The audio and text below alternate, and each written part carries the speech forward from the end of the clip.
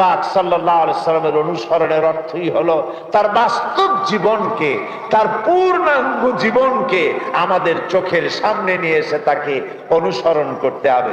রাসূল পাক সাল্লাল্লাহু আলাইহি ওয়াসাল্লাম মক্কি জিন্দেগিতে যখন মানুষের কাছে এই কালেমার দাওয়াতকে পেশ করলেন, তখন লোকেরা এটাকে সহজে গ্রহণ করে নাই, সহজে গ্রহণ করেনি। হুজুরের উপরে তারা অত্যাচার করেছে, রাসূলকে তারা মারধর করেছে। আল্লাহর নবী মক্কার গলি দিয়ে যাচ্ছে, আর কাফির বেঈমান এসে রাসূলের গলায় চাদর লাগায়া, ওই চাদরে প্যাঁচ লাগায়া রাসূলকে মাটির উপরে আছাড় দিয়ে ফেলে দিয়েছে। আল্লাহর নবীর চেহারা রক্তাক্ত হয়েছে, চোখ দুটো ঠিকরে পড়ে যেতে চেয়েছে।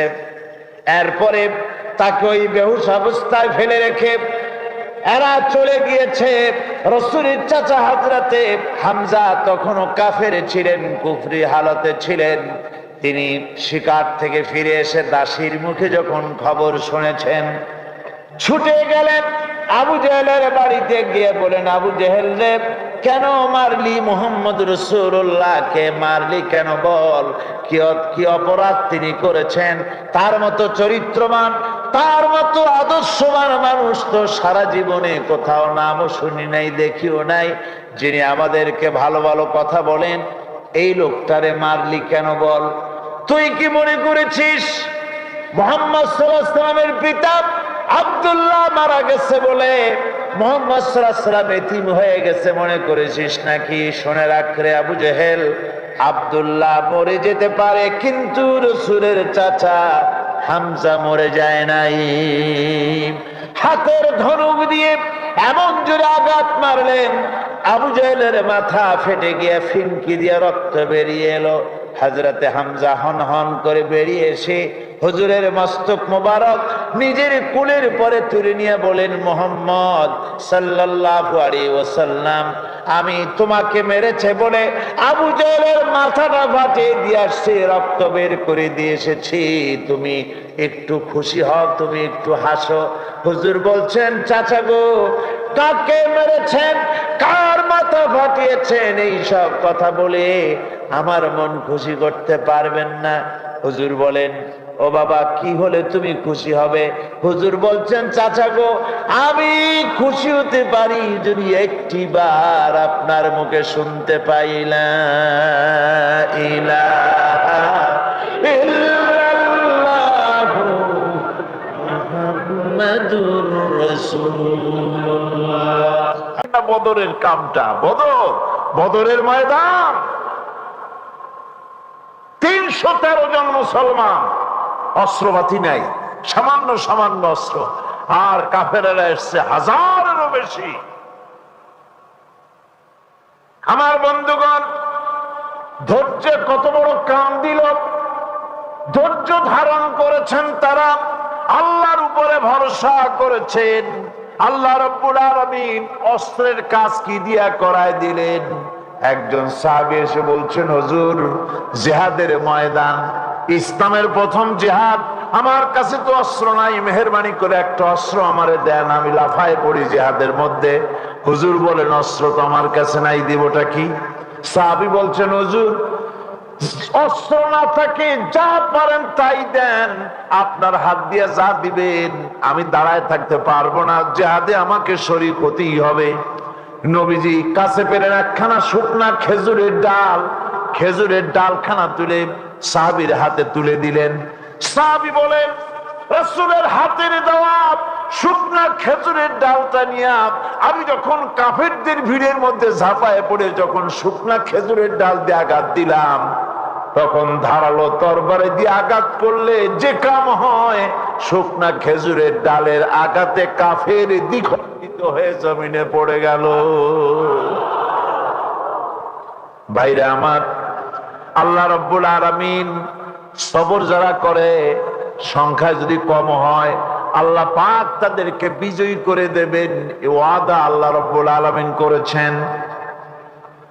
এই সবরের গুণ ছাড়া জান্নাতেও প্রবেশ করা যাবে না, সবর যদি না থাকে বেহেশতে যাওয়া যাবে না। ভালো করে মনে রাখেন, আল্লাহ পাক বলছেন আম্মা হাসিবতুম আন তাদখুলুল জান্নাতা ওয়া লাম্মা ইয়া'লামিল্লাহুল্লাযীনা জাহাদু মিনকুম ওয়া ইয়া'লামাস সাবিরিন। তোমরা কি মনে করেছো এমনি বেহেশতে চলে যাবা? এটা কি মামু বাড়ির আবদার নাকি? এমনি বেহেশতে চলে যাবা? অথচ আল্লাহ রাব্বুল আলামিন এখনো দেখেন নেননি যে তোমাদের মধ্যে কারা জিহাদ করতে প্রস্তুত, কারা তোমাদের মধ্যে জিহাদ করে জান দেওয়ার জন্য প্রস্তুত, আর কারা ধৈর্যধারী, এটা তো আল্লাহ এখনো দেখে নেন নাই। সুতরাং হক এবং বাতিলের সংগ্রামে লিপ্ত হতে হবে। আল্লাহ দেখতে চান কারা জীবন দিতে চায়। সুতরাং ইসলামী আন্দোলনে যারা শরীক হবে তাদের বিপদ এবং মুসিবত দিয়ে আল্লাহ রাব্বুল আলামিন তাদের সাহসিকতা এবং ধৈর্যের পরীক্ষা নিবেন।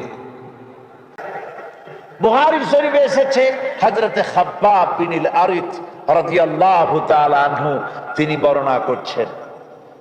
হাদিসটা এভাবে বুখারীতে এসেছে, ওয়ান খাব্বাব বিন আরিত রাদিয়াল্লাহু তাআলা আনহু আন্নাহু قال شكونا إلى رسول الله صلى الله عليه وسلم وهو متوسد بردة له في ظل الكعبة।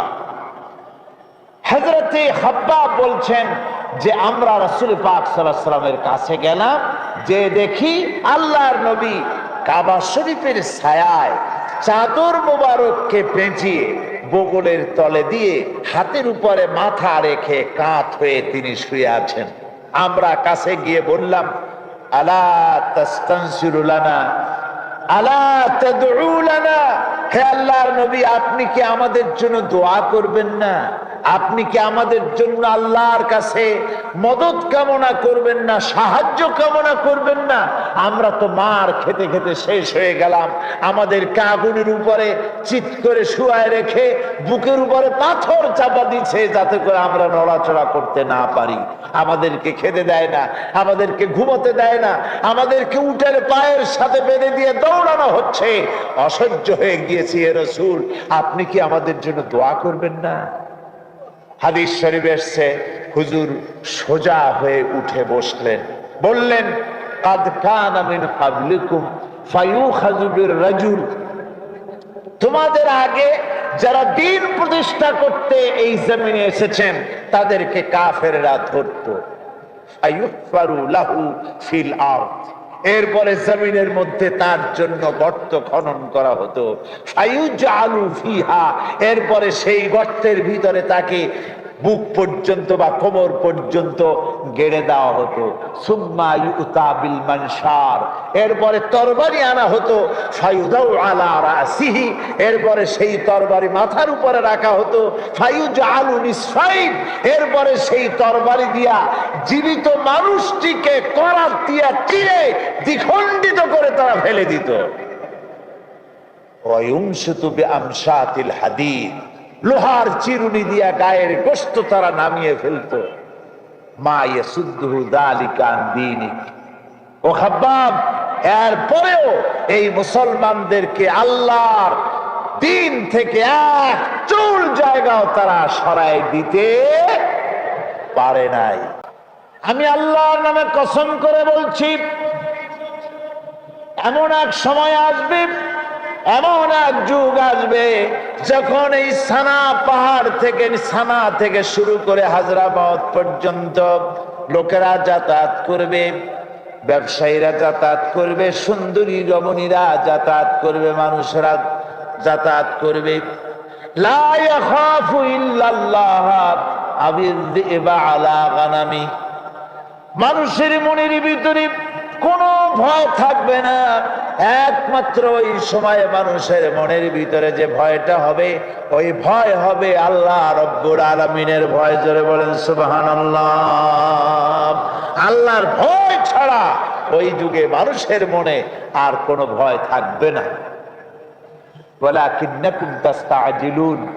ও খাব্বাব, আসলে তোমরা বড্ড তাড়াহুড়ো করছো, এত তাড়াহুড়ো করো না, অপেক্ষা করো, এত তাড়াহুড়ো করো না, এরকম সময় আসবে। রাসূল পাক সাল্লাল্লাহু আলাইহি ওয়াসাল্লাম এই মক্কি জিন্দেগি থেকে মদিনা মুনাওয়ারায় হিজরত করে চলে গেলেন, আর সেখানে গিয়ে ইসলামের স্টেট তৈরি করলেন, ইসলামের রাষ্ট্র গঠন করলেন। সুবহানাল্লাহ পড়ে। রাসূলুল্লাহ সাল্লাল্লাহু আলাইহি ওয়াসাল্লাম ধৈর্য ধরার ক্ষেত্রেও আদর্শ ছিলেন। বিপদে আপদে ধৈর্য ধারণ করে সবসময় আল্লাহর উপর ভরসা করেছেন। উহুদের যুদ্ধের সে কঠিন সময়েও ধৈর্য ধারণ করেছেন আমাদের নবী মুহাম্মদ রাসূলুল্লাহ সাল্লাল্লাহু আলাইহি ওয়াসাল্লাম। আমার ভাইরা, ধৈর্যের পরিচয় রাসূল করিম সাল্লাল্লাহু আলাইহি ওয়াসাল্লাম উহুদের ময়দানে যখন আক্রান্ত হয়ে গেলেন, চতুর্দিকে কাফেররা ঘিরে ধরেছে, বাঁচার কোনো পথ নাই।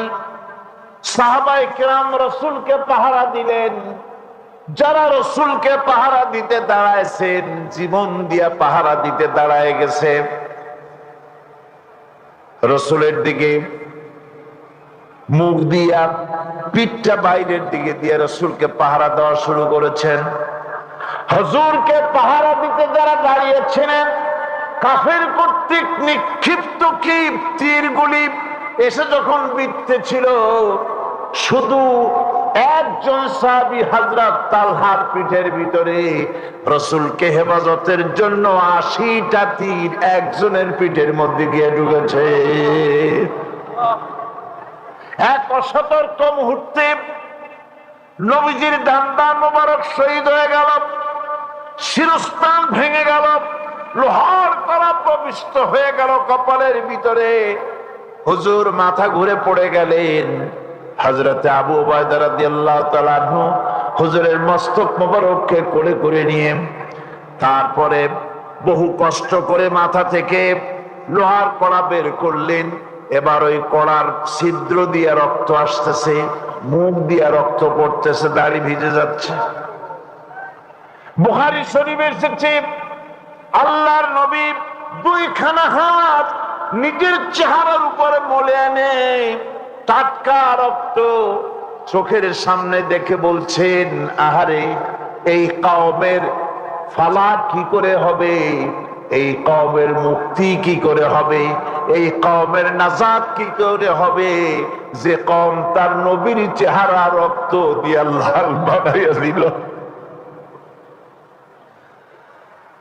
নবীজি বললেন, আল্লাহুম্মা গফির লি কওমি ফাইন্নাহুম লা ইয়ালামুন। আয় আল্লাহ পাক, আমার এই কওম বুঝতে পারে না, ওদেরকে মাফ করে দাও। খবর ছড়িয়ে গেল নবীজি শহীদ হয়ে গিয়েছেন। খবর ছড়িয়ে গেল চতুর্দিকে, মদিনায় খবর ছড়িয়ে গেল। মানুষ পাগলের মতো দৌড়ানো শুরু করে দিল। এক মেয়ে লোক দৌড়াচ্ছে উহুদের দিকে, কয়েকজন সাহাবীর সঙ্গে দেখা। তারা জিজ্ঞেস করলেন, দৌড়াও কেন মহিলা, যাও কই? কয় উহুদের দিকে যেতেছি। কয় যায় তো কোনো লাভ নাই, যেহেতু তোমার যে স্বামী এসেছিলেন জিহাদের ময়দানে তিনি তো শহীদ হয়ে গেছেন। মহিলা বলতেছে, কে শহীদ হয়েছে শুনতে চাই না, আগে বলো নবীজি কেমন আছে। আবার কিছুক্ষণ পর আর কয়েকজনের সঙ্গে দেখা। তারা বলছে, মেয়ে লোক দৌড়াও কই? যাচ্ছি উহুদের দিকে। তারা বলছেন, যে কোনো লাভ নাই, তোমার যে দুইটা কলিজার টুকরা সন্তান উহুদে এসেছিল দুটোই শহীদ হয়ে গেছে। মা বলতেছে, ও সাহাবী, কে শহীদ হয়েছে শুনতে চাই না, তাড়াতাড়ি করে বলো আল্লাহর নবী মুহাম্মদ রাসূলুল্লাহ সাল্লাল্লাহু আলাইহি ওয়াসাল্লাম কেমন আছেন। দৌড়াতে দৌড়াতে উহুদের মাঠে সাহাবায়ে কেরাম পরিবেষ্টিত। আল্লাহর নবীর কাছে গিয়ে হুজুরের জীবিত চেহারা মোবারকের দিকে তাকায়া মেয়ে লোকটি কাঁদতেছে আর বলতেছে, ইয়া রাসূলুল্লাহ, আমার স্বামী মরা শোক, আমার কলিজার টুকরা দুইটা সন্তান মরা শোক আমার কলিজা থেকে মুছে গেছে, আপনি বেঁচে আছেন, তামাম মুসলমানদের এর চাইতে বড় সান্ত্বনার নাই। ভাইরে আমার, রাসূল করিম সাল্লাল্লাহু আলাইহি ওয়াসাল্লাম এভাবে করে ধৈর্যের পরিচয় দিয়েছেন। গালাগালি দেন নাই, রাগ করেন নাই, বদদোয়া করেন নাই। সুবহানাল্লাহ কোন, সুবহানাল্লাহ। ভাইরা আমার, এই সবর এমন মহান বৈশিষ্ট্য, এর মধ্যে রয়েছে জিহাদের ময়দানে যদি লোক কম হয় আর যদি তাদের মধ্যে সবর থাকে, বেশি সংখ্যক লোকের উপরে আল্লাহ পাক সবরকারীদেরকে বিজয়ী করে দিবেন। কোরআনে কারীমে রব্বুল আলামিন বলেন, কাম মিন ফিয়াতিন কালিলাতিন গালাবাত ফিআতান কাসীরাতাম বিইذনিল্লাহ আল্লাহু মা'আস সাবিরিন। এমন ঘটনার বহু নজির আছে যে কম সংখ্যক লোকেদের উপরে আল্লাহ পাক, বেশি সংখ্যক লোকেদের উপর আল্লাহ পাক কম সংখ্যক লোকদেরকে জয়ী করে দিয়েছেন।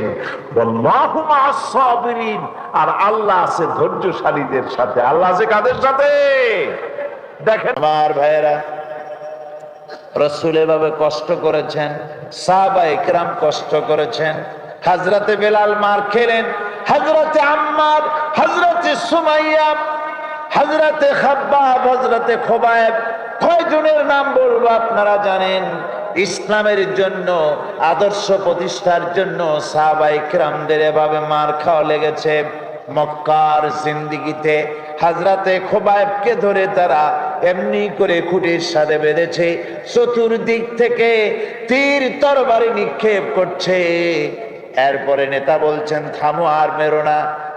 একজন নেতা বলছেন, খুবাইব, তোমাকে আর মারা হবে না, একটা শর্তে, তুমি যদি রাজি হও, তোমার জায়গায় আল্লাহর নবীকে এনে আমরা মুহাম্মদ সাল্লাল্লাহু আলাইহি সাল্লামকে এনে বেঁধে তাকে মারবো, এতে যদি রাজি হও তাহলে তোমারে ছেড়ে দেই।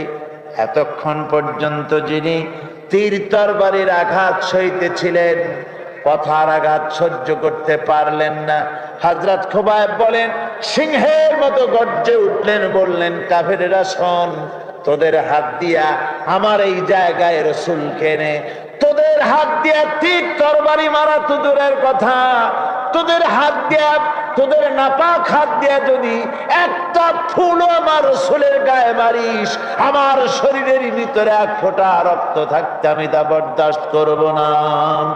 আবার মার আরম্ভ হয়ে গেল। মার খেতে খেতে হযরতে খুবাইবের জান বেরিয়ে যাওয়ার উপক্রম হয়ে গেছে। হযরত খুবাইব বলেন, রব্বুল আলামিন, আমার তো মনে হয় আমার শাহাদাত এখন নসিব হবে, বোধহয় মরে যাব, কিন্তু আমার মন চায় মরার আগে যদি 2 রাকাত নামাজ পড়তে পারতাম, প্রাণ ভরে জীবনের মতো তোমার একটু সেজদা দিতাম। কিন্তু আমি তো বান্দা, সেজদা দিব কেমনে? আমি বাঁধা, সেজদা কেমনে দিব? আয় আল্লাহ, তোমার কাবার দিকে বাঁধা অবস্থায় মাথা একটু নিচু করে নিলাম, আমার এই মাথা নিচু করাটাকে আমার জীবনের শেষ সেজদা হিসেবে ধরে নিও। কাফেররা বুঝতে পেরে হযরতে খুবাইবের মাথাটা ঘুরায় আর একদিকে দিয়ে দিল। হযরত খুবাইব পড়লেন, ফাইনামা তুওয়াল্লু ফাসাম্মা ওয়াজহুল্লাহ, যেদিকে মাথা ঘুরাও সেদিকে আমার আল্লাহ। আমার আল্লাহ নাই এমন কোন দিক নাই, সব জায়গায় আল্লাহ আর আল্লাহ। সুবহানাল্লাহ বিহামদিহি। ইসলামকে প্রতিষ্ঠার জন্য, আল্লাহর দ্বীনকে কায়েম করার জন্য রাসূল পাক সাল্লাল্লাহু আলাইহি ওয়াসাল্লামকে এভাবে কষ্ট করতে হয়েছে। বুখারী শরীফে আছে, মুজিজা হলো সমকালীন সবচাইতে বড় শক্তি যেটা, ওইটাকে দুর্বল করে দেয় যে জিনিস মুজিজা, অর্থাৎ আজিজ করে দেয় যে জিনিসে, ওইটা হচ্ছে মুজিজা, দুর্বল করে দেয়। কিরকম? যেমন ধরুন, এ মুজিজা সমস্ত নবীদেরকে আল্লাহ কম বেশি দিয়েছেন।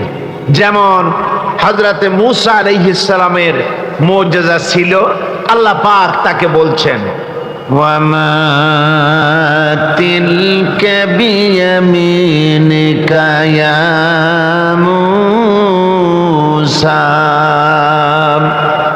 হে মূসা তোমার হাতে ওটা কি, তোমার ডান হাতে ওটা কি?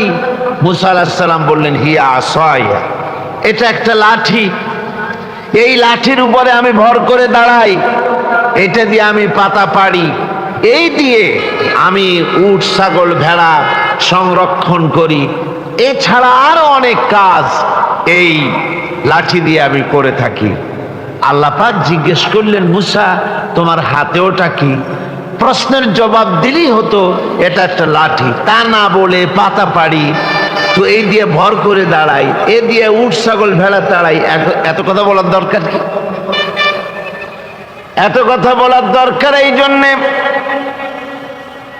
আশেক যদি সুযোগ পায় মাশূকের সঙ্গে কথা বলার, তাহলে তার আশেকের মন চায় সময়টা একটু লম্বা হোক, একটু প্রাণ ভরে কথা বলবো। এখানে আশেক হচ্ছেন হযরতে মূসা আলাইহিস সালাম, আর মাশূক হচ্ছেন আল্লাহ রাব্বুল আলামিন। হযরতে মূসা চাইলেন সুযোগ যখন পেয়ে গেছি, কথার সিলসিলা যেন তাড়াতাড়ি বন্ধ না হয়ে যায়, এই জন্য মূসা আলাইহিস সালাম ইচ্ছে করে কথা বাড়াতে ছিলেন।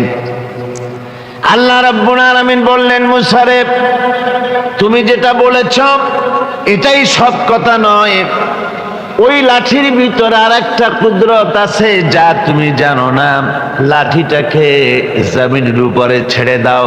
মূসা আলাইহিস সালাম লাঠি যখন জমিনের উপরে ফেলে দিলেন, হিয়া হাইয়াতুন তাসআ, লাঠি কি হয়ে গেল? বিরাট অজগর হয়ে গেল। মূসা আলাইহিস সালাম ভয় পেলেন। আল্লাহ রাব্বুল আলামিন বললেন ভয়ের কারণ নাই, খুযহা ওয়ালা তাখাফ, ভয় পেও না, ওটাকে ধরো। মূসা আলাইহিস সালাম ভয় পেলেন না, আল্লাহ বলছেন ভয় পেও না, ধরো। মূসা আলাইহিস সালাম ভয় করলেন না, ধরলেন, কি হয়ে গেল? লাঠি হয়ে গেল।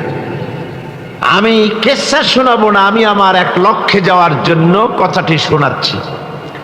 মূসা আলাইহিস সালাম এই লাঠি নিয়ে ফেরাউন যেখানে তার দলবল নিয়ে, তার জাদুকরদের নিয়ে জাদু দেখাবার জন্য উপস্থিত হলো, সেখানে জাদুকরেরা জাদু মন্ত্র পুত করে সমস্ত লাঠি হাতের কাছে যা ছিল সবগুলোকে তারা সাপ, সিংহ, বাঘ ইত্যাদি বানিয়ে দিল। আর এই জাদু মন্ত্রে তৈরি সাপ, বাঘ, সিংহ গিয়ে ঝাঁপিয়ে পড়ল মূসা আলাইহিস সালামের উপরে। মূসা আলাইহিস সালাম ভয় পেয়ে গেলেন। আল্লাহ রাব্বুল আলামিন বলেন মূসা রে ভয় নাই,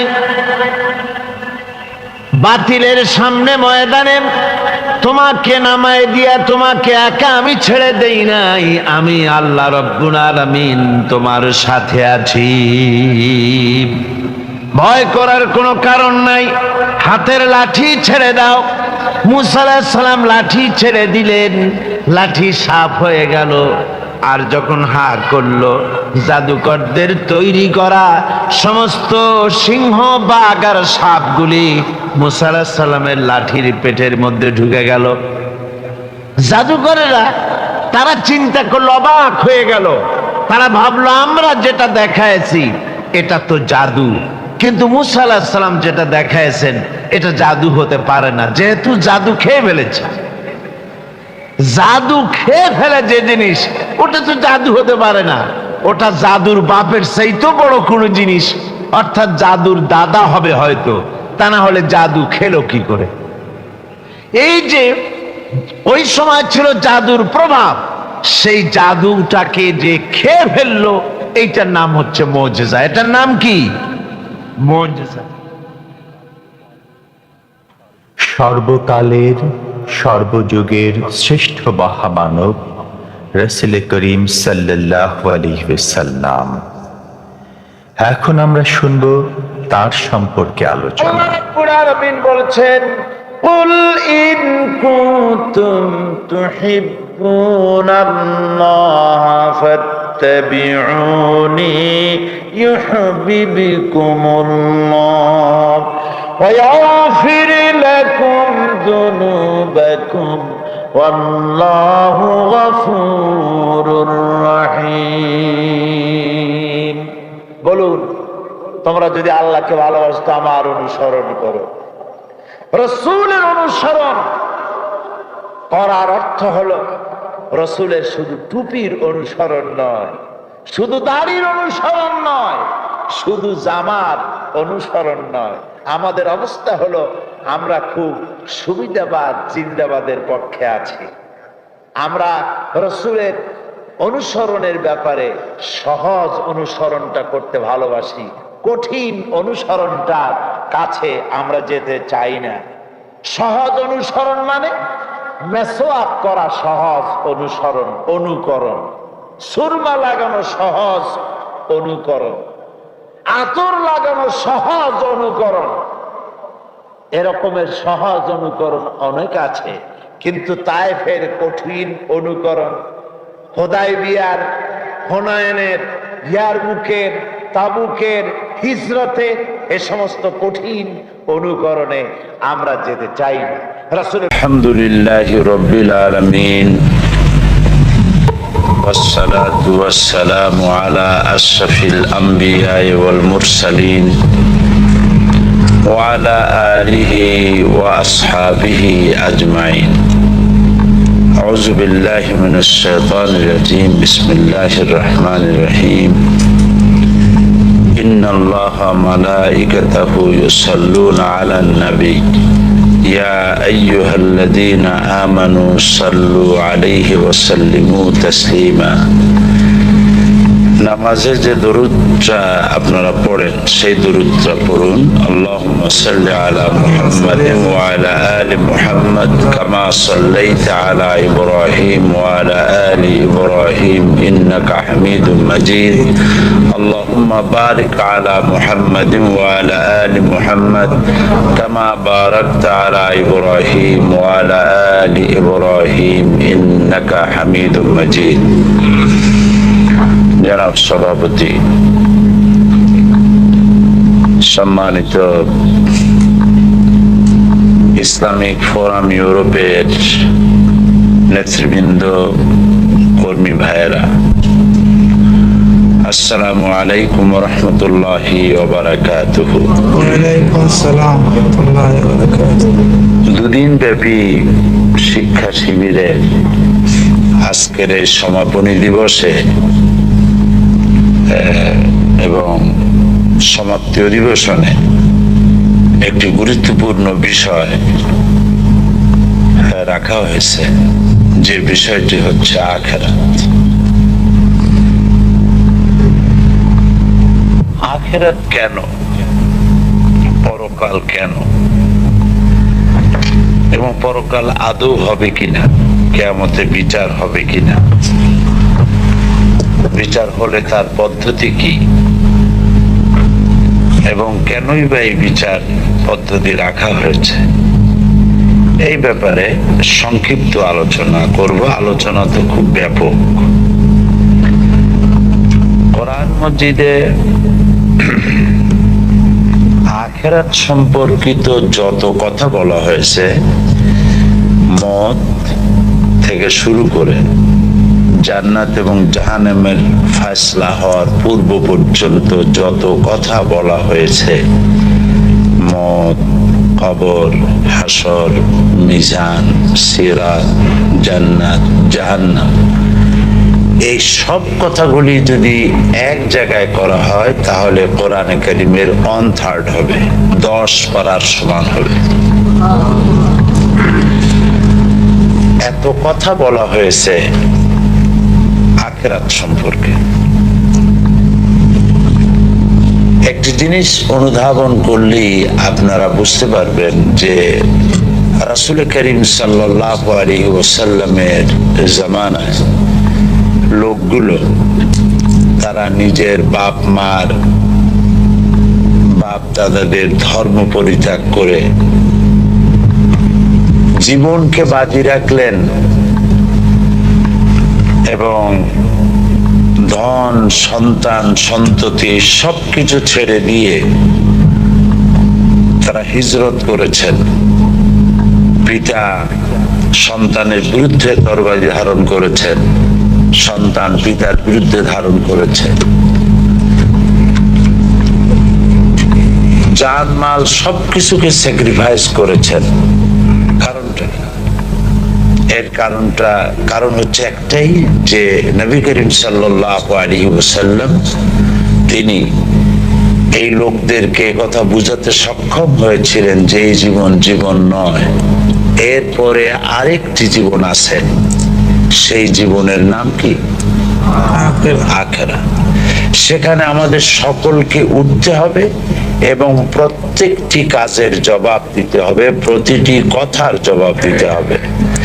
সেই জবাবে যারা পাশ করতে পারবে তারা আল্লাহ পাকের জান্নাত লাভ করবে, যে জান্নাতের সুখ শান্তির কথা না কেউ চোখে দেখেছে, না কেউ কানে শুনেছে, না কেউ কল্পনা করতে পারে।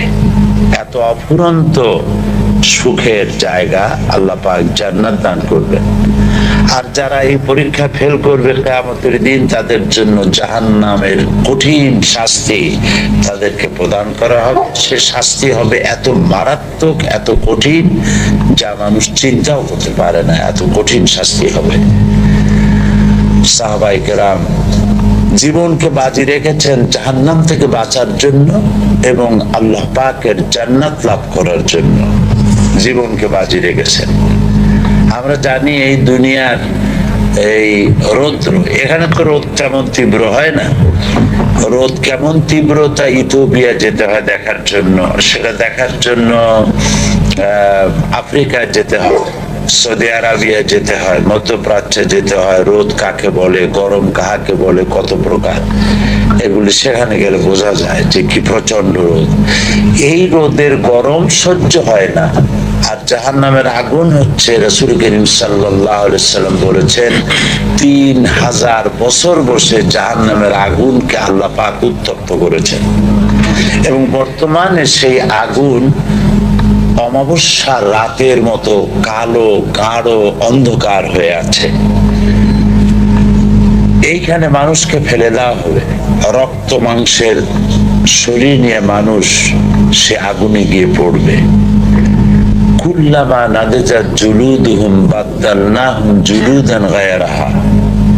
চামড়াটা একবার পুড়ে যাবে, আর এই চামড়া হবে অত্যন্ত পুরু, এত পুরু হবে যে কত গজ যে পুরো হবে তা আল্লাহ পাক ভালো জানেন।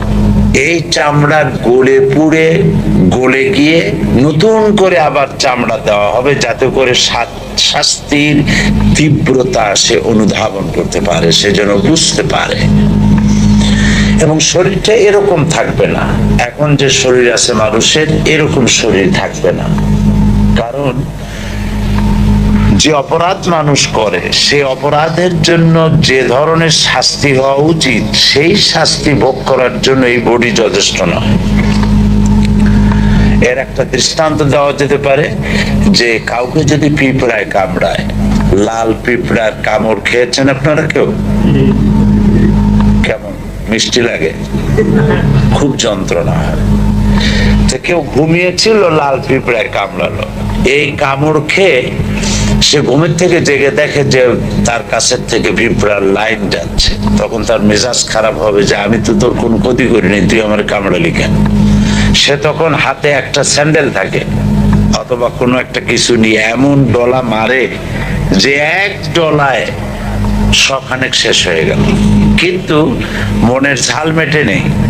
সে তখন বলে যে তুই তো পিঁপড়া, এক সময় মনের ঝাল মিটলো না যে জ্বালা জ্বলতেছে পিঁপড়ার কামড়ে। যদি ছাগলের মতো হইতি তাহলে পিটাই পিটাইয়া মজা নিতে পারতাম। এই জন্য যে পাপ মানুষ করে সেই পাপের শাস্তির জন্য, যেমন একটা মানুষ যদি একটা হত্যা করে তাহলে তার বিনিময়ে তাকেও হত্যা করলে শাস্তি হয়ে গেল। কিন্তু একটা মানুষের ভুলের কারণে, একটা মানুষের অর্ডারে যদি কোনো দেশে লাখো লাখো জনতার মৃত্যুর কারণ হয়, তাহলে তার শাস্তি একবার মৃত্যু দিলে হবে কি? এটা কি ইনসাফ হবে? কখনো নয়। সেই জন্য বিবেক প্রিন্সিপাল, মানুষের বিবেক দাবি করে যে এরকম একটা জায়গা থাকা দরকার যেখানে এই কঠিন অপরাধের শাস্তি যেখানে দেওয়া যায়। আল্লাহ পাক সেরকম একটা জায়গা রেখেছেন, ওই জায়গাটার নাম হলো পরকাল, ওইটার নাম আখিরাত। এবং সেখানে মানুষের শরীর দাঁতগুলি পাহাড়ের মতো হবে, মানুষের জাহান্নামীদের দাঁতগুলি পাহাড়ের মতো হবে। তো দাঁত যদি হয় পাহাড়ের মতো, তাহলে গালটা কত বড় হবে, বডিটা কত বড় হবে। এভাবে জাহান্নামে নিক্ষেপ করা হবে। আবার এই পৃথিবীতে অনেকে এমন অনেক ভালো কাজ করে যেই কাজগুলির পুরস্কার দেওয়ার জন্য পৃথিবীর এই সীমিত হায়াত যথেষ্ট নয়।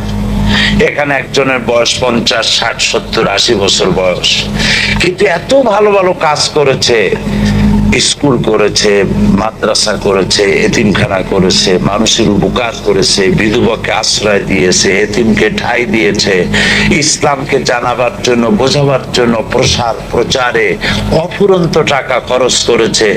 তারপরে আল্লাহর দ্বীনকে প্রতিষ্ঠা করার জন্য বিবি বাল বাচ্চাকে ছেড়ে দিয়ে হিজরত করেছে, রক্ত দিয়েছে, রাত জেগেছে, শাহাদাত বরণ করেছে। এত কাজ যে করলো আল্লাহর জন্য, তাকে এই জীবনের 50-60 বছরের জীবনে এর পুরস্কার দেওয়া সম্ভব নয়। সেই জন্য বিবেক দাবি করে এমন একটা জায়গা থাকা দরকার যেখানে অফুরন্ত সময় হবে আর এ সমস্ত পুণ্য কাজের পুরস্কার তাকে দেওয়া যাবে। বিবেকের দাবি অনুযায়ী আল্লাহ পাক ওরকম একটা জায়গা রেখেছেন যার নাম হচ্ছে পরকাল, যার নাম আখিরাত, যার নাম কিয়ামত। সেখানে আল্লাহ পাক এই যারা ভালো ভালো কাজ করেছেন তাদের জন্য আল্লাহ পাক জান্নাত রেখেছেন, এবং সেই জান্নাতের মধ্যে কত কিছু আছে এবং কত নিয়ামত, কত সুখ, সে কথা বলে শেষ করা যাবে না। এই জন্য পরকাল প্রয়োজন। পরকাল এজন্য প্রয়োজন যে ব্যবসা করলে হিসাব নিকাশের একটা দিন আসে। সারা বছর এক জুন থেকে আর এক অর্থ বছর শুরু হয় জুন থেকে। তো জুন থেকে শুরু হলো আর এক জুন পর্যন্ত কত টাকার মাল কেনা হলো, কত টাকা বিক্রি হলো, কতটা ক্যাশে আছে, কতটা বাকিতে আছে, কতটা প্রফিট করেছেন ইত্যাদির হিসাব নিকাশ করার একটা দিন আসে। সারা বছর লেখাপড়া করার পর পরীক্ষা দেওয়ার একটা দিন আসে। সারা মাস চাকরি করার পর বেতন পাওয়ার একটা দিন আসে। অনুরূপ ভাবে মানুষ সারা জীবন যে কাজ করে ওই কাজের জন্য, তার হিসাব নিকাশের জন্য, তার কি কাজ করেছিল এই আমলের হিসাব নিকাশের জন্য একটা দিন আল্লাহ পাক রেখেছেন। সেই দিনের নাম কিয়ামত, সেইটার নাম পরকাল, সেটার নাম আখিরাত। কোরআনে কারীম বলছে, ওয়ালানাবলুয়ান্নাকুম হাত্তা না'লামাল মুজাহিদিনা মিনকুম ওয়াস-সাবিরিনা ওয়া নাবলুয়া আখবারাকুম। অবশ্যই আমি তোমাদেরকে পরীক্ষার সম্মুখীন করব, আর তোমাদের মধ্যে সত্যিকার মুজাহিদ, দৃঢ়তা অবলম্বনকারী কারা আমি তা দেখব। এটা যেন আমি দেখে নিতে পারি, সেই জন্য আমি বিপদ এবং মুসিবতের মধ্যে তোমাদের ফেলবো। ধৈর্যধারীদের উপরে আমার রহমত অবশ্যই থাকবে। সবর এমন এক সম্পদ যা ধারণ করলে পরে আল্লাহ রাব্বুল আলামিন রাষ্ট্রীয় ক্ষমতা দান করে দেন। কোন সুবহানাল্লাহ, জোরে কোন সুবহানাল্লাহ। মহান রব্বুল আলামিন তার ওয়াদা পূরণ করেছিলেন। আর এর ফলে যে মক্কাবাসীরা একসময় রাসূল করিম সাল্লাল্লাহু আলাইহি ওয়াসাল্লামকে তাড়িয়ে দিয়েছিল, সেই মক্কাকে বিজয় করলেন আমাদের নবী। কিন্তু তিনি এক্ষেত্রে সীমা হুজুর জিজ্ঞেস করলেন, ওগো কুরাইশের নেতারা, তোমরা আমার কাছে আজ কি ধরনের ব্যবহার আশা করো? নেতারা বলল, কোন রকম করে দম ফেলে শুষ্ক মুখে তারা বলল, মুহাম্মদ সাল্লাল্লাহু আলাইহি ওয়াসাল্লাম, আমরা তোমার কাছে একজন উত্তম ভ্রাতা এবং একজন উত্তম ভ্রাতুষ্পুত্রের কাছ থেকে যেমন ব্যবহার আশা করা যায় ওই রকম ব্যবহার আশা করি। হুজুর বললেন, ওগো কুরাইশের নেতারা, তোমরা শুনে নাও, তোমাদের সম্পর্কে আমি সেই কথাই আজকে বলবো যে কথা বলেছেন আমার ভাই হযরত ইউসুফ আলাইহিস সালাম। ওই যে তাকে কুয়ায় ফেলে দিয়েছিল যে 11 ভাই, এরপরে মিশরের প্রেসিডেন্ট যখন তিনি হলেন, আর ওই 11 ভাই যখন সাহায্য নিতে তার সামনে উপস্থিত হয়ে গেলেন, হযরত ইউসুফ তাদেরকে চিনলেন। চেনার পরে যে কথা তাদেরকে বলেছিলেন, আজ আমিও সেই কথাই তোমাদের বলবো। লা তাসরিবা আলাইকুমুল ইয়াউম, তোমাদের বিরুদ্ধে আজকে আমার কোনো ক্ষোভ নাই, কোনো বিদ্বেষ নাই, কোনো রাগ নাই। তোমরা আমার উপরে, আমার সাহাবীদের উপরে যত অত্যাচার করেছো, আমি আল্লাহর হস্তে সব তোমাদের মাফ করে দিলাম। আমার ভাইরা, রাসূল পাক ছিলেন এই মহত্তম আদর্শ, তার থেকে শ্রেষ্ঠ আদর্শ আর কেউ হতে পারে না পৃথিবীতে। এত বড় মহৎ উদারতার পরিচয়, ক্ষমার এত বড় দৃষ্টান্ত পৃথিবীতে কে দেখাতে পারবে?